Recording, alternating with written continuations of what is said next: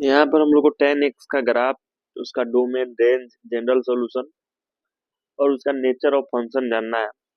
सबसे पहले हम लोग इस ग्राफ को देख लेते हैं। तो इसमें देखेंगे ये कि इसका जो डोमेन है वह किसी किसी पॉइंट पे एग्जिस्ट नहीं कर रहा है। जैसे पाई बाई टू पे वाई एक्सिस यहाँ पे कहीं नहीं मिल रहा है, और थ्री पाई बाई टू पे भी यह जो ग्राफ है इसको कहीं टच नहीं कर रहा है।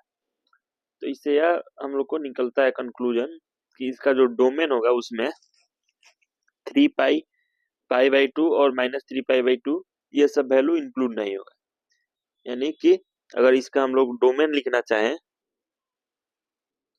तो हम लोग को ऐसे लिखना पड़ेगा ताकि ये सब वैल्यू जो है उसका डोमेन में नहीं आ पाए।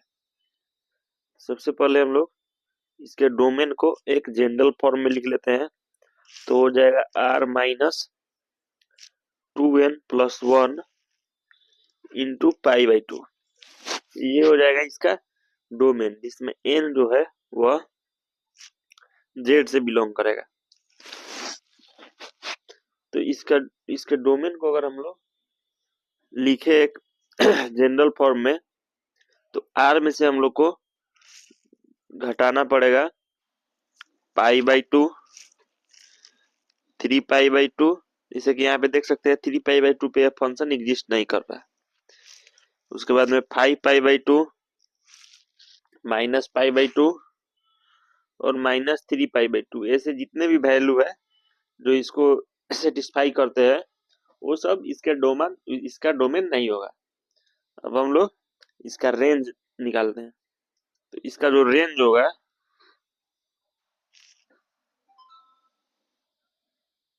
इसका रेंज हो जाएगा माइनस इंफिनिटी से इंफिनिटी तक। कि इसका रेंज जो होगा वह पूरे ऊपर तक जाएगा, वह वाई में कुछ भी हो सकता है। माइनस इंफिनिटी से प्लस इंफिनिटी तक इसका रेंज होगा। अब हम लोग इस फंक्शन का जनरल सॉल्यूशन पढ़ लेते हैं। और इसका जो क्या बोलते हैं,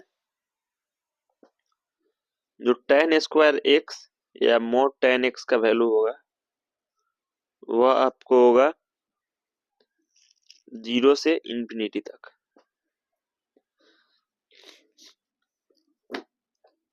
और उसके बाद में हम लोग देख लेते हैं कि यह फंक्शन का नेचर कैसा होता है। तो यह एक ऑड फंक्शन है और मेनी वन फंक्शन है। ऑड फंक्शन का मतलब हो गया कि अगर हम लोग इसमें f माइनस एक्स डालते हैं तो उसका वैल्यू होता है माइनस एफ एक्स। यानी कि अगर tan माइनस एक्स डालेंगे तो यह हो जाएगा माइनस tan एक्स। इसलिए यह ऑड फंक्शन है। अब आगे हम लोग पढ़ेंगे मेनी वन। तो मेनी वन कैसे है? तो मेनी वन इसलिए है क्योंकि आप लोग देखिए यहाँ पे tan पाई का वैल्यू भी 0 है और tan माइनस पाई का वैल्यू भी 0 है।